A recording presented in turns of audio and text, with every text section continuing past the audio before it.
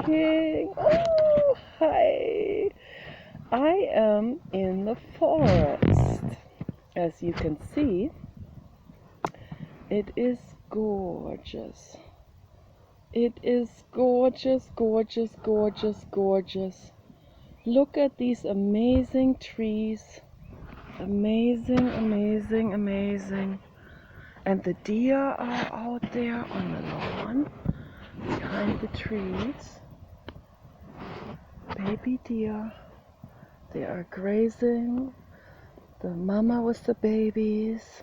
They come here and look at this gorgeous, gorgeous big fat tree.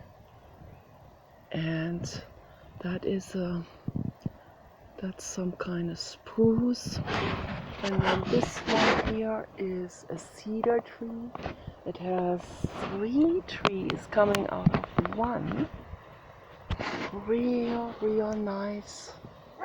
Absolutely love it. And this one is the Camellia japonica that has really thick convoluted red flowers in March, February, March I think. So this had already been flowering and we have eaten some of those, and I made tea with some of those, and you can make tea with the leaves. This is in the tea family. Camellia is a tea. All the camellia plants are in the tea family. Camellia sinensis is that actual tea plant that they make black tea and green tea with, and Camellia japonica, Professor Sargent, is that one there. This one, Camellia japonica, Professor Sargent, is this particular type, and this does not have caffeine in it. It has other healing, medicinal, amazing substances in it. It doesn't have hallucinogenic substances in it. It has medicinal healing properties. It is calming. It tastes very much like tea. It has that same exquisite tea flavor. I just realized now I made another video earlier for Clay and Putty videos, and I made a brief review on the 4 Ariana Grande perfumes that I have, and the perfume Cloud from Ariana Grande has this exquisiteness in it. I just realized, talking about the camellia plants, the tea family, that Cloud from Ariana Grande probably has Camellia sinensis imitation, of course. I don't think they have the actual essence from the plant, because the actual essence, I don't know, maybe they put a little bit in it, but obviously those are imitations of the existing different plant aromas and flavors and stuff, because the imitations, as I talked about it yesterday, the imitations are much stronger. They have much stronger performance and longer lasting, and it's more projection, as they call it. I think they call this, the scent projection is stronger, and it's just overall much stronger performance of the perfume than the natural ones. Of course, the natural ones, most natural perfumes are very mild and much more tender. I hope I don't get bitten up. No, I saw something here. I should have put my mosquito repellent on. This here in this forest here, this is a mosquito hotspot, And I wonder where all these mosquitoes are coming from, because we don't have open pools or standing water, and you want to avoid standing water for sure. You know, you don't want to have some kind of kiddie pool or dog dish with water in it outside that is standing there for 3 weeks, because I don't know how long it takes until the larvae hatch in the water. But when people have standing water, stagnant water standing around, that's where the mosquitoes are laying their eggs in it. And when you can see the little larvae, they twitch around like this. Yeah, you have to pour that out. You have to pour that into your plants. Makes good fertilizer for the plants. You don't want them to hatch and then come at you with that needle. That's not good. It itches like heck. The other day I got all bitten up, was making a video outside, and I wasn't paying attention to the mosquitoes because it takes me some brain focus on the subject, and I can't always pay attention to. I have long sleeves on now, so that helps, but they're coming at my face and stuff, and this one has already bitten me. I can tell it itches. So, and then what I do is, in the past, when I was a child, we always got bitten up real bad in Germany. In Germany, it's real bad in the summertime. I don't know why there's so many mosquitoes, just crazy. And they don't even have mosquito screens in the house, in the windows, you know. I always wondered why, when I came to the United States, they all had mosquito screens in the windows, and in Germany we never had mosquito screens, and they just open the window all the way in the summertime. Any criminal can just walk right in, and every insect and bird and any kind of animal, cats, raccoons, everything can come in. And we got all bitten up, and we had these toxic mosquito oils and stuff like this, which is all bad, and just out of ignorance, you know. So we need to have mosquito screens, and we have to have all natural essential oils as mosquito repellents. And so we didn't even know how to treat a mosquito bite back then. It was itching me for like 4 weeks. One bite, you know, was struggling with that. All bitten up, all bumpy, you know, and awful, and it's a nightmare. My dad would always say he just lets them bite him, and that never made any sense to me. So now that a couple of years ago, I don't know, maybe 6 years ago, I came across the information on sodium bentonite clay, and ever since then I am a very, very strong supporter of sodium bentonite clay. And when you hydrate it overnight, you let it sit in water, it becomes a muddy clay, and it is fantastic. And you just dab that onto your mosquito bites, and in just 2 days or 3 days it's gone. It's no more itching.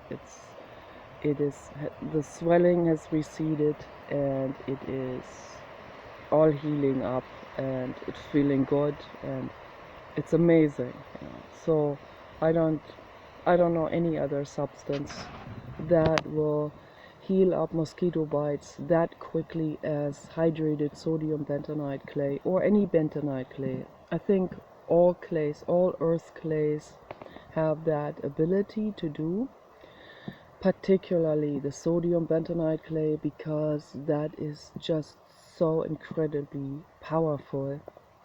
It draws toxins out of the skin, out of any surface area, and it draws the toxins into its own molecular structure even, which is amazing. Just amazing, intelligent material from out of space. That's basically what it is. There's the mosquito, yes, and I don't have mosquito repellent on me right now. So I made some and I put that already in the van because we're gonna go camping.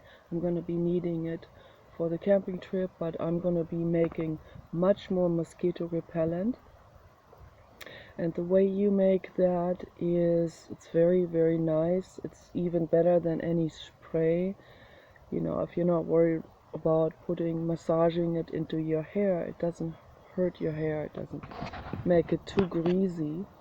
So it's actually good for the hair and for the hair structure and for the scalp, skin, and all of that. It's very good. So you make that with, you can use a little bit beeswax, or you can use a soy wax. Soy wax is very, very good too. And then you put a carrier oil in, like canola oil. You can also put a little bit of the clays in it, of the dry clay powders, not the hydrated ones, because that doesn't mix with the oil. So you put some of the dry clay powders in it, maybe a teaspoon of each clay powder. You can also put a teaspoon of diatomaceous earth powder into it as well. Diatomaceous earth is an amazing tick, flea repeller and dismantler, and it gets rid of all that kind of stuff, gets rid of mosquitoes, all of that. It's really, really fantastic. So that works really well. It gets rid of mites. Okay, it's the mosquito again. And so you can put all of that into it. You have that in, I actually have I have two devices for heating up oils, which are energy efficient, much more energy efficient than having a cup on the stove, on the hot plate. So I don't know how energy efficient this particular stove is that we have. It's a little bit older. It's, I don't know, 20 years old or something. So may not be very good even on a low flame, on a low heat level. It may use much more electricity than the device that I have. I have this, it's actually a wax warmer device to do hand pedicure wax, like a wax melt on the hand to soothe the skin.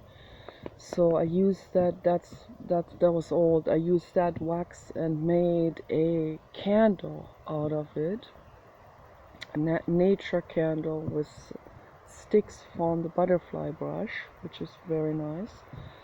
And I'm painting the outside of it. It was actually a hot chocolate can, so that's very nice. Paul doesn't want me to incinerate that because he thinks that will go up in flames, but I don't think it will, because it has an aluminum coating on the inside, which is a flame retardant. So I don't think something will happen, but just to be on the safe side, it's always good to put that then again onto a large ceramic plate and have that freestanding, not under some kind of curtain or outside. You know, that's very nice and makes a very nice table candle for sitting outside during the summertime and eating dinner outside in the garden.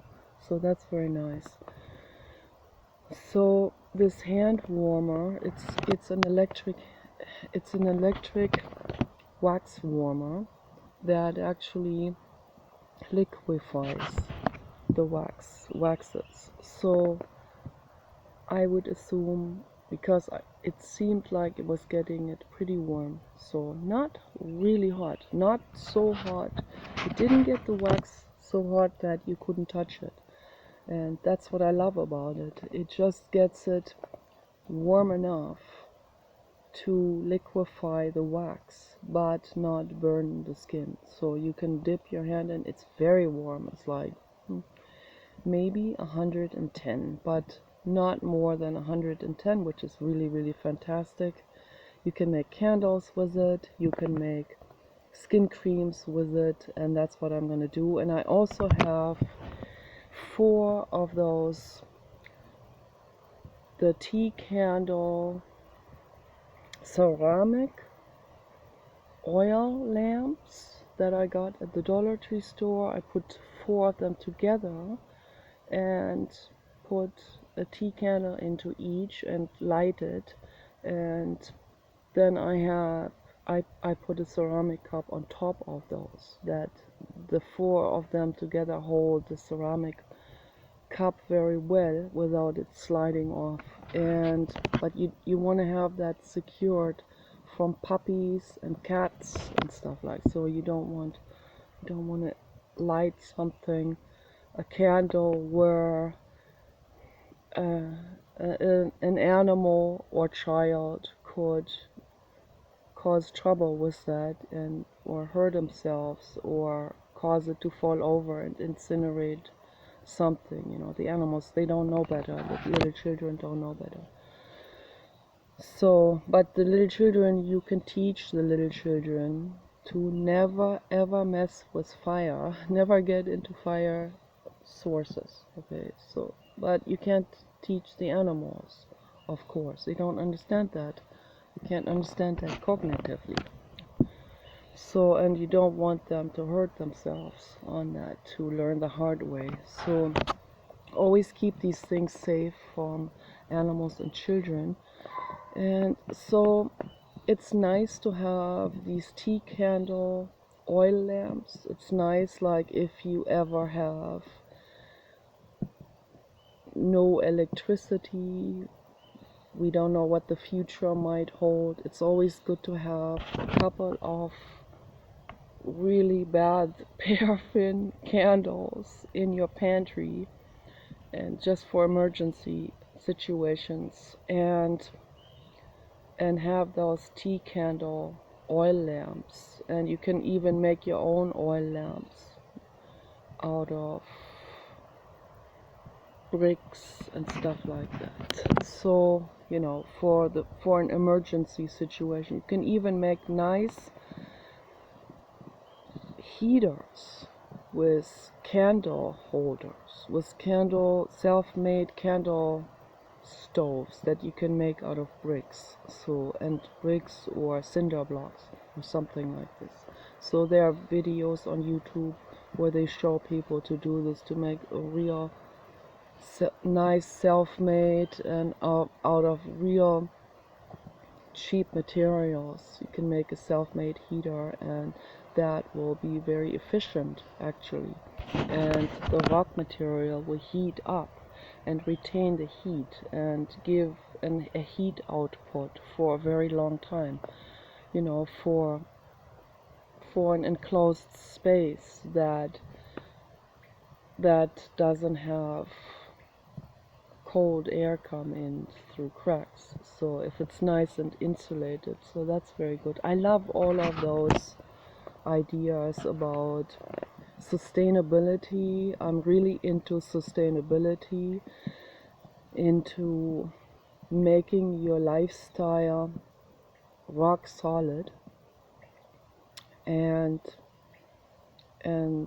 catastrophe proof, and make your life, your dwelling that you live on, wherever you live, make it sufficient, self-sufficient, so that you can survive on it.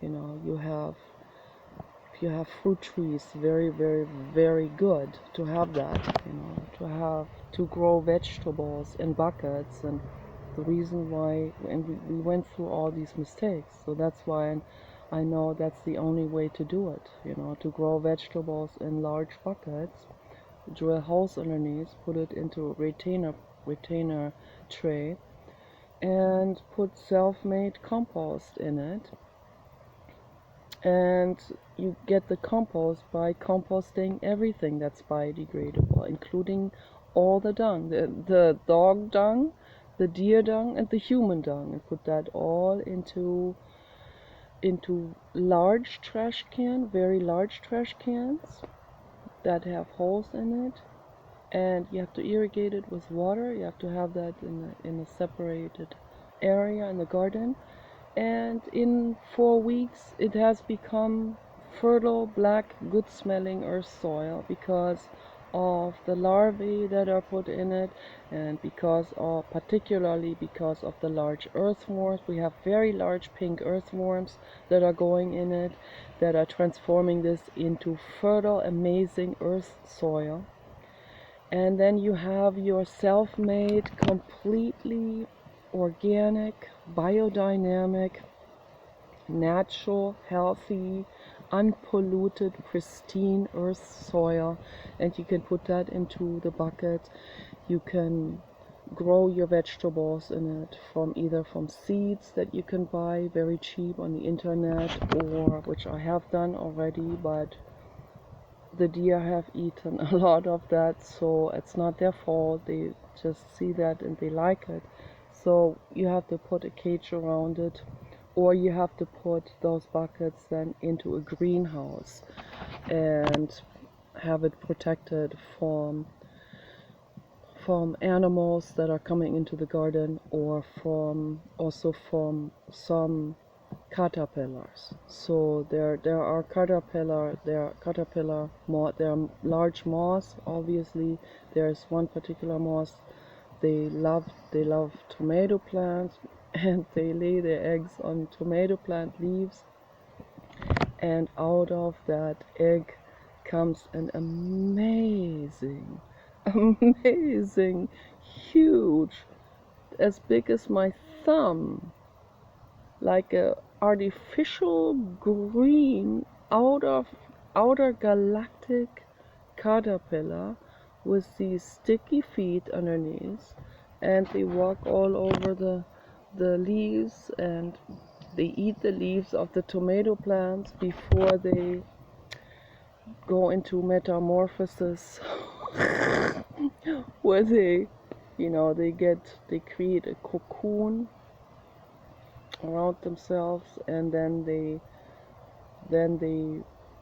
the moss peels itself out of the caterpillar body. So that's the metamorphosis. And then they go and fly out, and then they mate, and then they lay eggs again, and then the whole cycle starts again. And they don't know better. That is what they do. So for all of those, we don't want to have insects, however gorgeous they are. I find them amazing, absolutely fascinating. When I see a caterpillar, I put them on my hand and let them walk over my hand. They are so amazing. There are so many amazing caterpillars out there. Moths, they are the babies of moths, of very large moths. So, yeah, you want to have a greenhouse for all of this stuff and grow all of your own food. Grow potatoes. You can grow anything. We have an avocado tree growing there.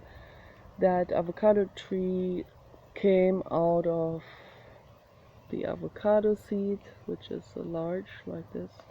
When the avocado seed is in compost, embedded in compost for a long time, we had many of them sprout, because when they're even in the winter time, the compost is so bioactive that it creates heat. All the bacteria and the fungi and microorganisms in particular that are in the compost, they create heat. So they heat the compost up even in the winter time, and the avocado seeds are happy in that.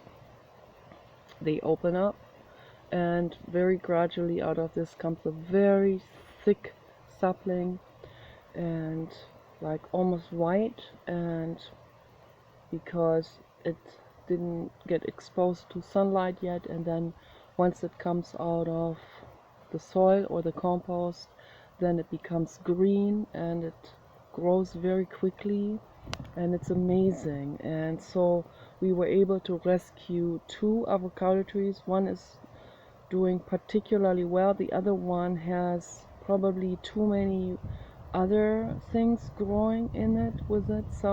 It has some milk thistles.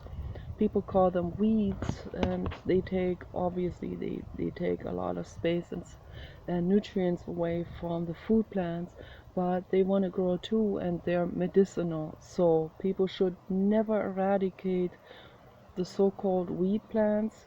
You make tea with it and cure your ruined livers. These people, they're alcohol. I see these people that don't want weeds. I can clearly see them.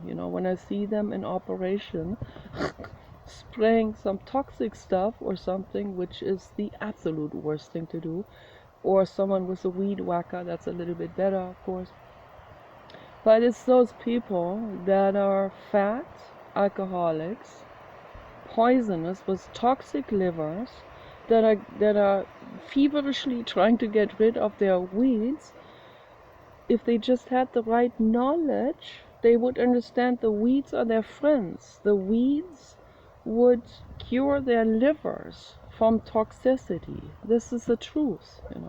All they need to do is put some decent gardening gloves on with a rubber surface on where the fingers are. I have those that have the orange rubber surface.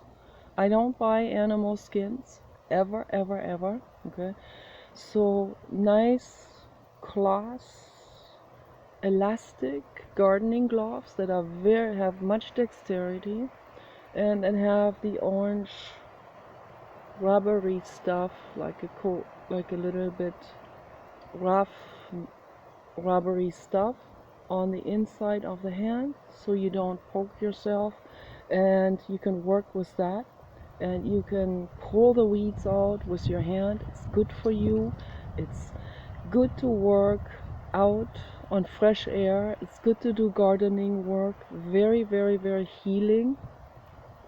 And then you take these weeds, so-called weeds, milk thistle or dandelion or other type of related to milk thistle and dandelion and other amazing plants. That these are all medicinal. All the plants that are growing in the grass or along parking lots, or wherever you see someone weed whacking, the stuff is good.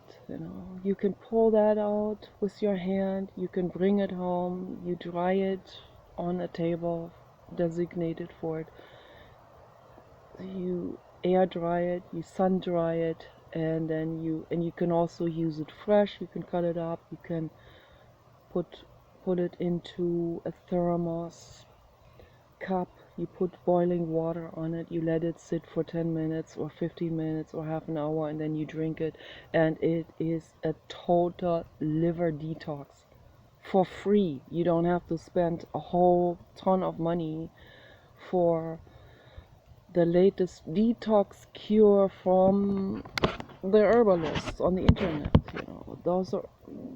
It's also great to go to the herbalists, like herbdoc.com, Dr. Richard Shaw's. He's a lifesaver for so many people. He gave us all of this information for free in his books. He wants people to become their own natural healing cosmonauts, as he calls them. So, it's all there. The material is all there already, so it's just up to us to use it and stop complaining. And I see people complaining on the internet.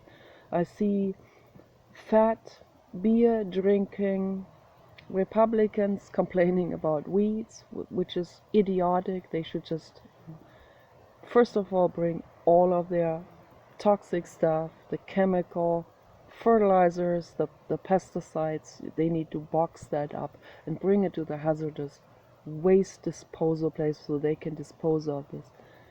safely so it doesn't get any more into our groundwater. Okay, they need to never buy this stuff again, and they need to never use any chemicals again. They need to pull the weeds by hand. They need to make tea with it. They need to drink that, and it's not a soy boy type of thing. Then you'll be so amazed and so incredibly shocked if you saw what the corporate propaganda uses to peer pressure people into the same destructive life cycle, that the same destructive lifestyle that they have been living. Besides that, it's already difficult enough to convince a 50 or 60-year-old Republican, fat, meat eating, beer drinking, fat belly,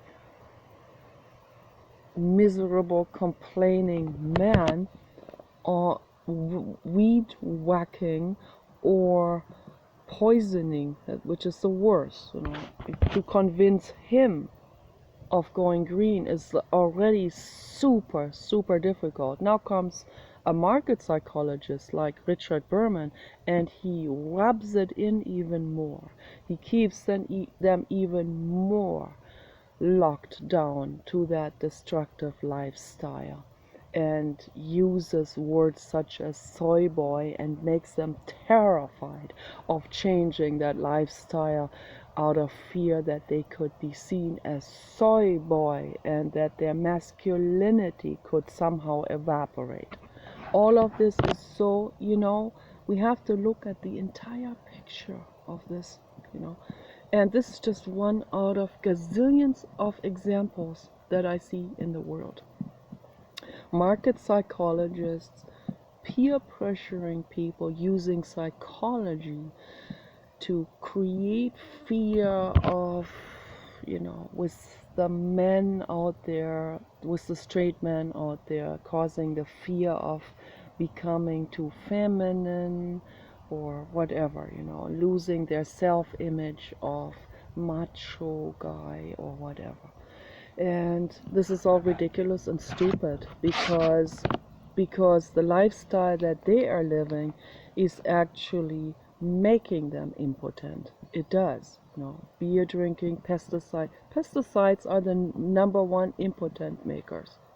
Just in case people didn't know this yet, you want to seriously stay away from pesticides, really, really seriously. You want to pack that away. You want to wrap that into plastic bags. You want to put that into a box and bring it to the hazardous waste disposal place. You find out where the next one is, and you never touch that stuff again. Okay, it needs to be outlawed. It needs to be banned from the shelves of hardware stores. Okay, so we need to abolish this. We need to penalize hardware stores from when they are selling something like this, something toxic. When I go to Home Depot, I already smell it. It's in the air. I smell these horrible toxins. Just it has a vapor that comes even out of sealed containers. That's how bad that stuff is. Hardware stores, I don't even like going there. The only thing that I like in there is the smell of wood, but I don't even want to see them selling wood because they cut trees. I hate it when I see the logging industry drive their semi-trucks past us with all of those fresh cut redwood trees and other precious trees. It breaks my heart when I see this. And then they do this fire salvage or whatever they call it. It's just an excuse. That's why they incinerate even entire regions deliberately, because they want to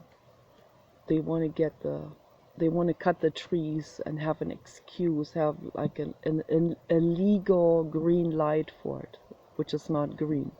So it's really, really bad what's going on. The corruption all over the place. It's just all over the place, the corruption.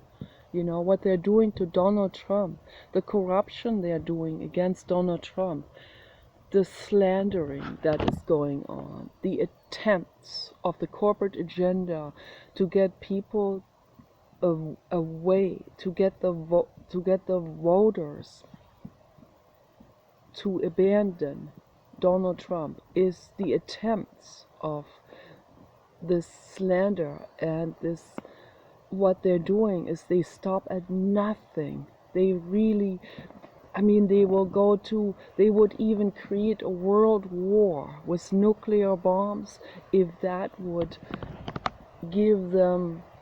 bring them to their desired goal of taking votes away from Donald Trump. That's how far they go. You know, they tried with the pandemic, which they released. I talked about it on my other channels. They released that COVID-19 virus at the Wuhan wet market in China. People from the United States, the virus is from the United States. I saw someone talk about this, someone who was there in the chat room only for a very short time, and he gave all that information out to us, and I was not even surprised about this, and I believe it totally because it makes perfect sense. I already suspected that.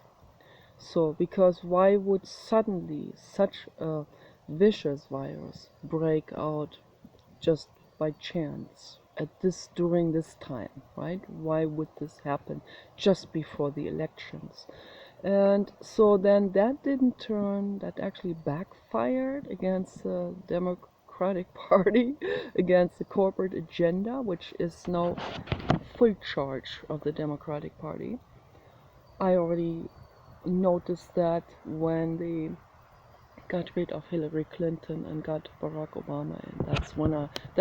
That was a long time ago. That's when I first realized, oh, the Democratic Party is corrupt. It goes all the way into local institutions.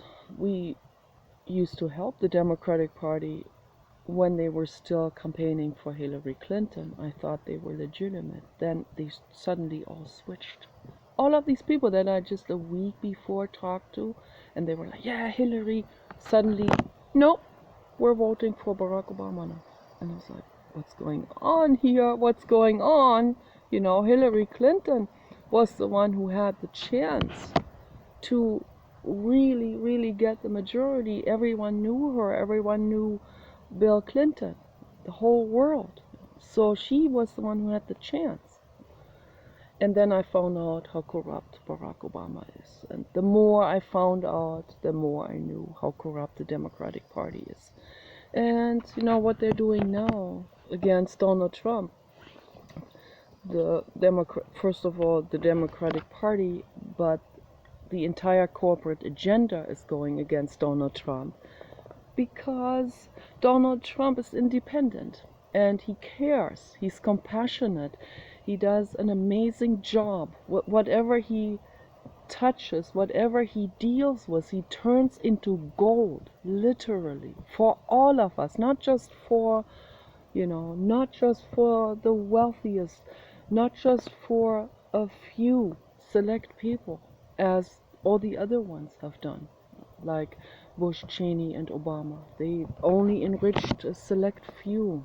Okay, Barack Obama is part of the oil industry.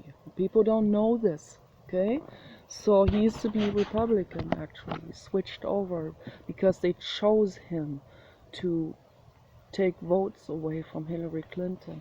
The whole thing was set up. Everything you see that's going on in this country is set up, is created, is plotted, deliberately made to move things like chess moves towards the goal of the corporate agenda. That's what it is designed. Donald Trump stands outside of this, completely alone against the mafia. And it is remarkable, absolutely remarkable, what I'm seeing.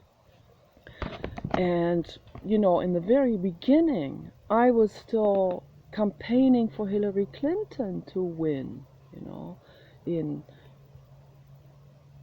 a long time ago, you know, so in 2016, you know, so that was 2016, November 2016, when Paul and I are both, we were both campaigning for Hillary Clinton. We voted for her, you know, I made videos after videos for her. And then I saw how Huma Abedin, I believe that was Hillary Clinton's girlfriend, longtime girlfriend, probably very, very intimate girlfriend, you know, as you know, there are some rumors, and good for her, but Huma Abedin is not the right girlfriend for Hillary Clinton. Certainly not, because Huma Abedin was, it almost looked like she was trying to get people to not like Hillary Clinton.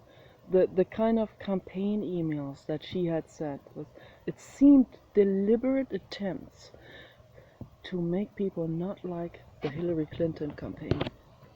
Well, it didn't turn me against Hillary Clinton, but I sure got turned against Huma Abedin. That for sure.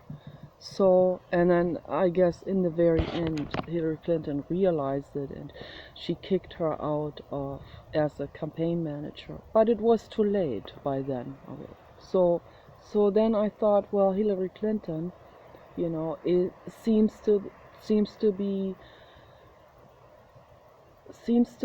she's very intelligent, but she's compassionate, that's what I believe, but she is not able to see through how vicious and how corrupt the people are around her. She seems to not be understanding the depths of corruption of people. It's a little bit naive, a little bit too trusting with all of this. So because of that, they did all kinds of things with Hillary Clinton. They scapegoated her politically. I mean, it was unbelievable. But just that alone is, for me, is not sufficient enough of a political leader. You know, someone who does not understand the depths of corruption that is going around them, and the fakeness of fake cooperativeness of other people around them. You know, if they can't see that, if they can't see through this, then they are not equipped to become president of the United States, because obviously to be president of the United States, you have to be a mega brain. You have to be a Donald Trump and no one else. You know, Donald Trump is the only one who stands like a rock in the surf. You know, I mean, I've never seen anything like this ever. I've never seen anything. The only one that comes close is Mikhail Gorbachev. And Mikhail Gorbachev freed the the Soviet countries from the Soviet Union, from the Soviet era. So it was Mikhail Gorbachev who did it. I mean, it takes an amazing brain to do this. The times were right too, as well, of course, but he did it. He was the one who managed to bring that iron wall down. So it takes an enormous brain, you know, and Mikhail Gorbachev, a super compassionate, kind-hearted man, and his wife too, and mega advanced angel souls. Okay, he and his wife, and Donald Trump is too. Okay, and those people, all of those mega angel souls, they stand alone. They stand beyond communism. They stand beyond capitalism. They stand beyond this or that or that or that. They stand beyond racism. They stand beyond far away from any form of fascism or dictatorship, the brain dictatorship. They are beyond peer pressure. They are beyond any movement or religion. Those are free thinkers that want to make the world a better place. And Donald Trump is, I would say, the absolute. He is the king of all of them. He is the king angel sword of all of them. Super, super compassionate in a storm of corruption around him, of people that are never without any end, like mosquitoes, but much worse, constantly, continuously, perpetually trying to slander him. Now with this Mary Trump, his niece, must be in need of money or something, is bringing out this book, but it might not have even been her own idea. The corporate agenda just seized this opportunity again. Another way to come into the side door to cause more and more corruption and more slander, and try again the other two things, that the riot and the pandemic wasn't enough yet to take the votes away. It actually backfired at the corporate agenda. Now they bring in this shit book, from that lady Mary Trump, who is the daughter of his alcoholic brother. He had an alcoholic brother who died from alcoholism, and that is his daughter. I already assumed that when I first heard about it. So then I read about it, and it was confirmed. And sad, she probably has a lot of trauma from the brother of Donald Trump, who was an alcoholic. When people are alcoholics, they don't know what they're doing. Donald Trump never touched alcohol. He never touched cigarettes. He never touched drugs in his entire life. Okay, he saw what it does to people. He saw it in his own family members, what that does, what these substances do. And he's also more advanced. He already came into this existence with knowledge, with internal knowledge, with wisdom. He already knew, he already had a very strong, loud inner voice that told him that they were not going in the right direction. Okay, so yeah, so his niece probably in need of money for who knows what purposes. I don't even want to say it, so all I know is, I suspect my brother to be a cocaine addict. I said suspect. I don't know. I don't want to make any bold claims of this, because I don't know for 100% certainty. But with my brother, it indicates, there are indications that lead to it. Okay, and it's sad, and it makes me infinitely sad, and I wished I could help, and I tried to help him. But when they are not ready to listen, when they are not ready to understand it, they are not ready. I talked to a lady who was working at the Dollar Tree store. She looks very mangled. Probably my age, but she looks already like she's 30 years older.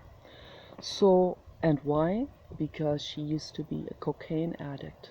And she told me about it. I thought that's very touching that she talked to me about this.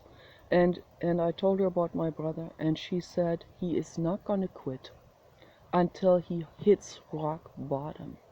And rock bottom is when people end up on the streets, because they have absolutely no more money, and then they have no more money for the drug habit either. So for people with money, like my brother, it is even more tragic, or the niece of Donald Trump, because they have a seemingly endless supply of money, and they will go for this, and they will not stop until, like Mick Jagger, until their noses are falling apart, until they look like a skeleton, until they look like they're dead, until they die. And it makes me infinitely sad.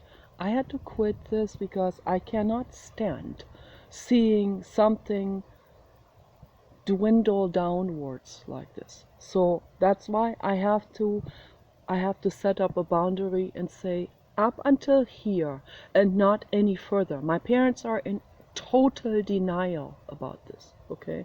This very infuriating, but I let them go. You have to, at some point, you have to let it go. You have to let them go. You live your healthy life, you let the other people go. Okay, and that's what Donald Trump did with some of the family members that were alcoholics. He wished them the best, but he lives his healthy life. He lives his honest life with kindness and compassion and making the world a better place. And so, don't listen to someone who is slandering someone who just puts out lies just to gain money from the corporate agenda. Don't listen to that Mary Trump because she just wants money. Okay, that's obvious. For whatever purpose, whatever her agenda is for gaining more money. It could be a drug habit, it could be alcoholism, it could be all kinds of things. They didn't even show an actual photo of her. She's 55. They showed a photo of her when she was in her early 30s. Who knows how she looks like today, okay? And drugs do that to people. Drugs ruin people's lives completely. Drugs ruin people's brains. They ruin people's ability to judge and estimate a situation. They ruin people's abilities to feel compassion for someone else. They ruin people's abilities to look down the line what something that they are doing causes down the line to others. The drugs ruin people's appearance. The drugs ruin people's health completely. And people don't stop. And they saw, I talked about this before, they did tests, which I'm against. They did cruel tests with rats, and they found out that rats on drugs will stop even sexual activity, they stop even eating, and they even stop drinking water.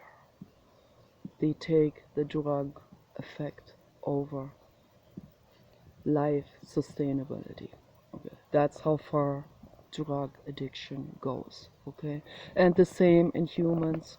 So this is a very, very strong, urgent plea to anyone who watches this video.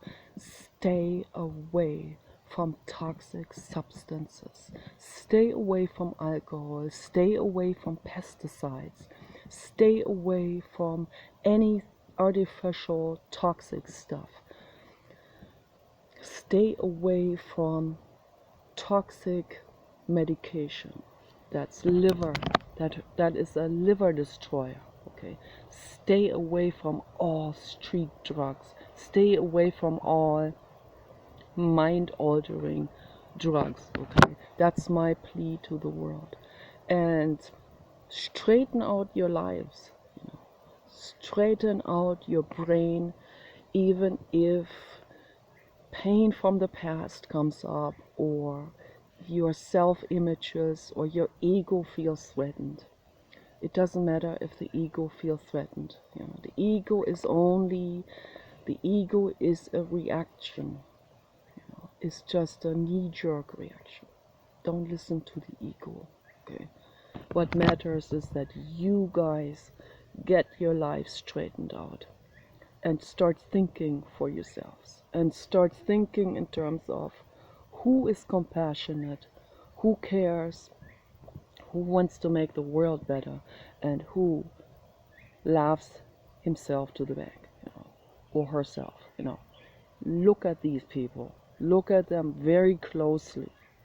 Look beyond your own agendas, your own egos, your own self-images, and beyond popularity, beyond your audience or income. Look at only at the facts. Compassion, okay? Where there's compassion, there's the future, there's safety, there's the path forward, okay? Health is the path forward. Okay, you guys take care. Bye bye.